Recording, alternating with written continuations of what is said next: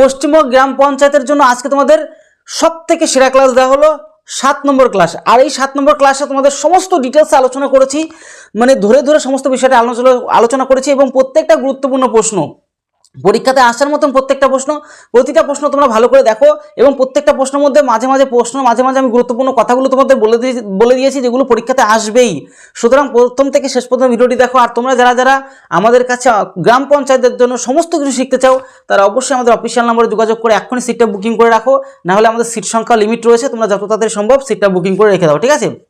আর তোমাদেরকে একটা কথাই বলবো, তোমরা যারা অঙ্কগুলোকে ধরে ধরে শিখতে চাইছো, তোমরা যারা প্রতিদিন মক টেস্ট পেতে চাইছো, প্রত্যেকটি দিন মক টেস্ট পাবে, ঠিক আছে? মক টেস্ট কীভাবে দিতে হয় সেটা তোমাদের একটা স্পেশাল ভিডিও বানিয়ে দেবো, অসুবিধা নেই। তোমরা যারা মক টেস্ট পেতে চাইছো এক্ষুনি আমাদের চ্যানেলকে ফলো করে রেখে দাও, পশ্চিমবঙ্গের সেরা ক্লাস তোমরা এখান থেকে পাবে। তার পাশাপাশি ফলো করে রেখে দাও, সাবস্ক্রাইব করে রেখে দাও। আর এর পাশাপাশি একটা কথাই বলবো, বন্ধুদের কাছে প্রচুর পরিমাণে ভিডিওটি শেয়ার করো। আর তোমরা যারা এক্ষুনি আমাদের সিট বুকিং করে রাখতে চাইছো এখন তোমরা কিন্তু সিট বুকিং করে রেখে দাও আমাদের অফিসিয়াল নাম্বারে যোগাযোগ করে। তাহলে চলো প্রতিটি জিনিস তোমরা ভালো করে দেখে নাও। পশ্চিমবঙ্গ গ্রাম পঞ্চায়েত ও স্থানীয় স্বায়ত্তশাসন সমস্ত বিষয় নিয়ে আলোচনা করবে, প্রত্যেকটা গুরুত্বপূর্ণ প্রশ্ন উত্তর আজকে তোমাদের 91 থেকে 100 তোমাদের টোটাল প্রশ্নগুলো তোমাদেরকে প্রোভাইড করবে। এর পাশাপাশি প্রতিটা প্রশ্নের মধ্যে অ্যানালাইসিস রয়েছে, প্রত্যেকটার মধ্যে ডিটেলসে আলোচনা করেছি এবং প্রত্যেকটাই তোমাদের কিন্তু এক্সাম ওরিয়েন্টেড প্রশ্ন কিন্তু তোমাদের জন্য আজকে রাখা হয়েছে, ঠিক আছে? আজকে তোমাদের কিন্তু 7 নম্বর ক্লাস, এই 7 নম্বর ক্লাসে তোমরা সমস্ত কিছু প্রায় শিখতে পারবে। দেখো, ভারতের সংবিধানে রাজ্য নির্বাচন কমিশন, ভারতের সংবিধানে রাজ্য নির্বাচন কমিশন, আমাদের রাজ্যের স্টেট ইলেকশন কমিশন গঠনের কথা কোন ধারায় বলা হয়েছে? মনে রাখবে, আমাদের রাজ্যের যে নির্বাচন কমিশন, প্রত্যেকটা জিনিস কিন্তু কেন্দ্রের নয়, মানে সেন্ট্রালের নয়, শুধু রাজ্যের। তো সেই ক্ষেত্রে দাঁড়িয়ে সংবিধানের 243 আর্টিকেল 243 ধারায় পঞ্চায়েত নির্বাচন পরিচালনার জন্য রাজ্য নির্বাচন কমিশন গঠনের কথা বলা হয়েছে, মনে রাখবে। এটি সংবিধানের পাঠ কত? 9 নম্বর পাঠ, 9 নম্বর পাঠের অন্তর্গত এবং 73 নম্বর সংবিধান সংশোধনের মাধ্যমে সংযুক্ত করা হয়েছে, মনে রাখবে সবসময়। গুরুত্বপূর্ণ বিষয়গুলো সবসময় খেয়াল রাখবে। এবার আমরা চলে আসবো আরও গুরুত্বপূর্ণ প্রশ্নের কাছে। দেখো, ভারতের সংবিধানের রাজ্য অর্থ কমিশন, কি কমিশন? অর্থ কমিশন, রাজ্যের অর্থ কমিশন, স্টেট ফাইন্যান্স কমিশন গঠনের কথা কোন ধারায় বলা হয়েছে? প্রতিটা তোমরা কিন্তু গুরুত্বপূর্ণ প্রশ্নগুলো কিন্তু শিখতে পাচ্ছ।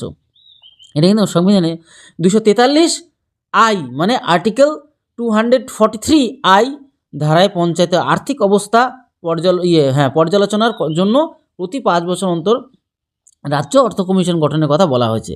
তথ্যমতে রাজ্যপাল, আমাদের যে রাজ্যপাল, গভর্নর যেটা আমরা বলি, পঞ্চায়েত এবং রাজ্য সরকারের মধ্যে রাজস্ব বন্টনের পর্যালোচনার জন্য এই কমিশন গঠন করেন, ঠিক আছে? মনে রাখবে, সবসময় গুরুত্বপূর্ণ জিনিসগুলো তোমাদের কিন্তু মনে রাখতে হবে।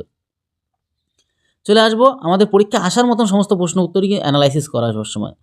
গ্রাম পঞ্চায়েত সাধারণ সভায় যদি প্রধান ও উপপ্রধান দুজনেই অনুপস্থিত থাকে তবে সেই সভায় কে সভাপতিত্ব করেন? মনে রাখবে কিন্তু সবসময় এটা খেয়াল রাখতে হবে।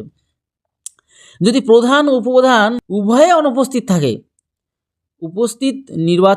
নির্বাচিত সদস্যরা, মানে যারা অন্যান্য যে সদস্যরা থাকবে, নিজেদের মধ্যে থেকে একজনকে ভোটাভুটির মাধ্যমে ওই নির্দিষ্ট সভার জন্য সভাপতিত্ব হিসেবে নির্বাচন করেন, ঠিক আছে?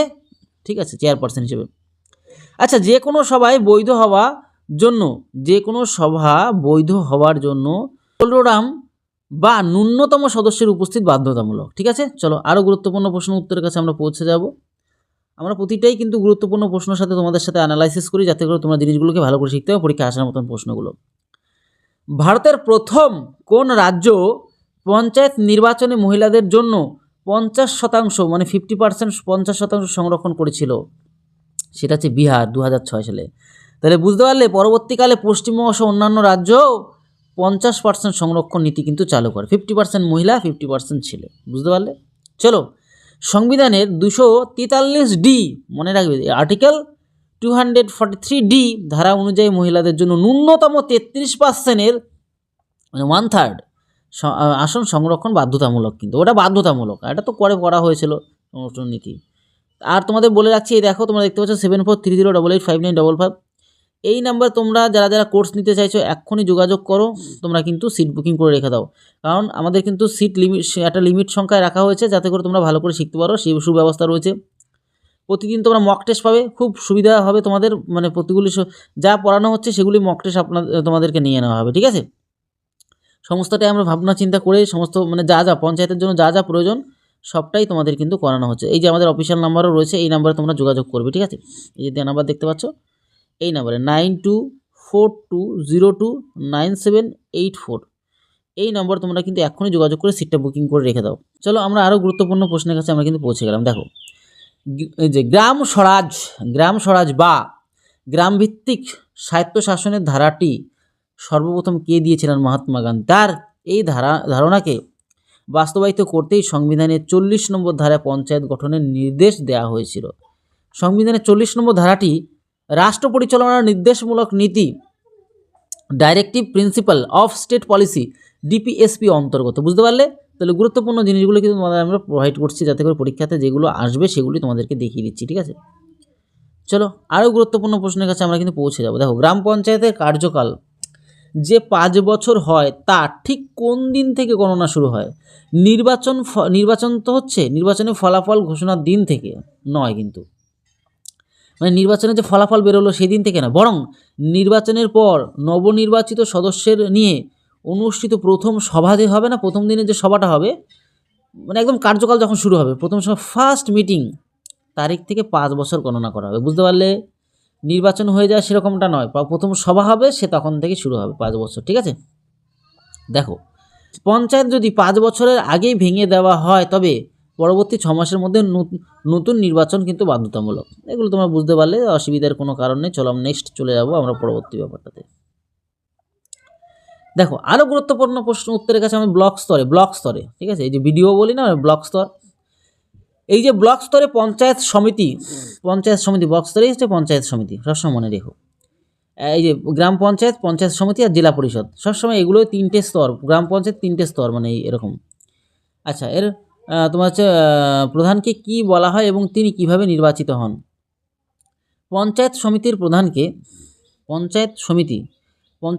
প্রধানকে সভাপতি বলা হয়, ঠিক আছে, সভাপতি বলা হয়। গ্রাম পঞ্চায়েতের মতোই পঞ্চায়েতের সমিতি, ঠিক আছে, পঞ্চায়েত সমিতি নবনির্বাচিত সদস্যরা নিজেদের মধ্যে ভোটাভুটির মাধ্যমে একজন সভাপতি নির্বাচন করে, ঠিক আছে।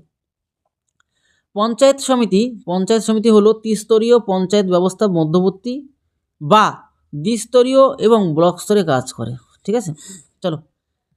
চলো আমরা আরও গুরুত্বপূর্ণ প্রশ্নের কাছে আমরা কিন্তু পৌঁছে যাব, প্রত্যেকটা আমরা অ্যানালাইসিস করছি। GVK রাও কমিটি কত সালে গঠিত হয়েছিল এবং এটি কিসের জন্য যুক্ত?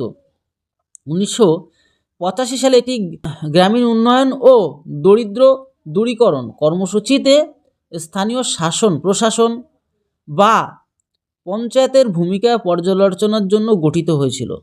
এই কমিটি জেলা পরিষদকে, ঠিক আছে, পরিচালনা ও উন্নয়নের জন্য কেন্দ্রবিন্দু হিসেবে গড়ে তোলার সুপারিশ করেছিল। চলো আরও গুরুত্বপূর্ণ প্রশ্নের কাছে আমরা কিন্তু 1985 সালে মনে রাখবে।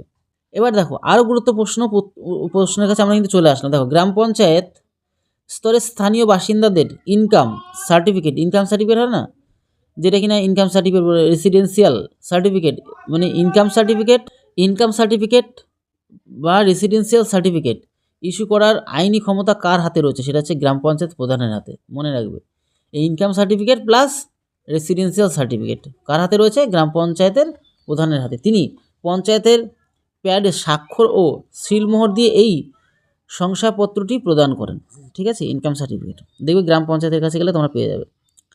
বর্তমানে স্বচ্ছতা বজায় রাখার জন্য এই শংসাপত্রটি তোমার ই ডিস্ট্রিক্ট পোর্টালের মাধ্যমেও ডিজিটাল পদ্ধতিতে প্রদান করা হয়েছে, ঠিক আছে।